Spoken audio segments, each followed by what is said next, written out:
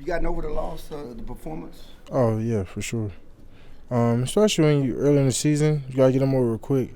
You don't want them to linger on, especially going to a team like New England, who's a great, fundamentally sound team, who's has a great run game and pretty dynamic. So we want to get over it quick and look forward to this weekend. Have y'all diagnosed what went wrong with the run defense? Yeah, we were just beating ourselves. Obviously, the penalties and people coming out of their gaps and things like that. But everything's fixed, and everything's getting fixed, and we're looking forward to prove it this week. Any excitement to tackle Zeke? No excitement. He's just my dog. I know it's like all love. I just know we just go out there and compete. But he's a load. It's gonna be Mike McCarthy talked about how big his head was and how tough he is to tackle. Yeah. I feel like it's the NFL. All backs are pretty tough to tackle. Was there ever a time in practice where you put a good lick on him? Or I know you're not supposed to tackle the ground, things like that, but was there ever a time when you did? No, but I feel like Zeke's coming for me because I remember he used to tell me, he's like, lucky I'm not out there. I'll really get you. So, if there's ever a matchup, I'm going to be looking forward to it for sure. Was there something weird about just the process of you're in the heat of the game, you tackle him, and then you realize it's him? It's always a little different. Zeke, everything's going to be funny to him. So, we miss his presence, his joy he brings to the locker room. So, it's going to be fun, going against him and having fun. There's been a lot of talk about the emotional level, the energy level going into Sunday because of everything that happened last week. Did you feel like that kind of affected you guys on Sunday? You try to keep as much control what you control as much as possible.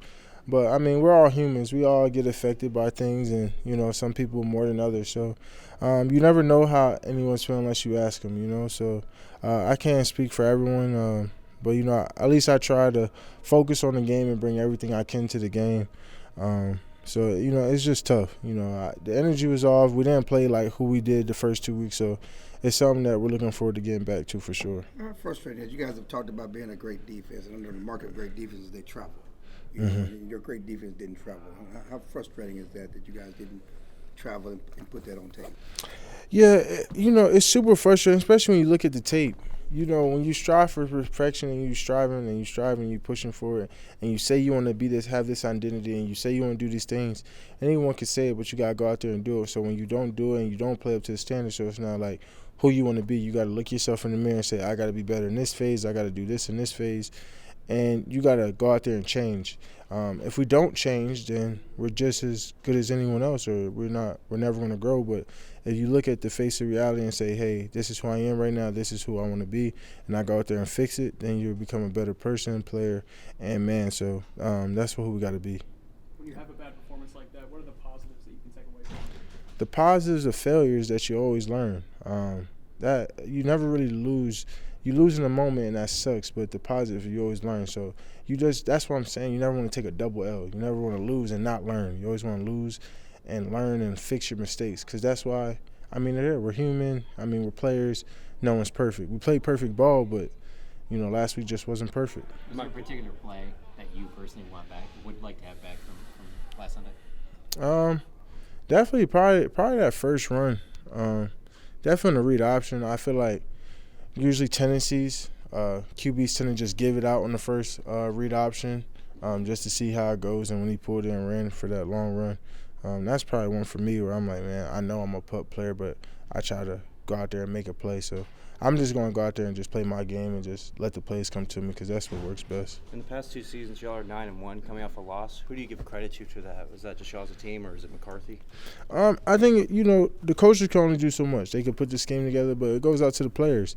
I guarantee every person in that locker room is hungry and ready to fix it, because as soon as we lose, we're like, man, what happened? We like, this happened. Hey, how we going to fix it? And that's from everyone, all the leaders, even the guys coming up, just like, man, I think it kind of surprised some of the young guys because how good we've been. And I was like, man, this is the NFL. This is what happens. Any given Sunday.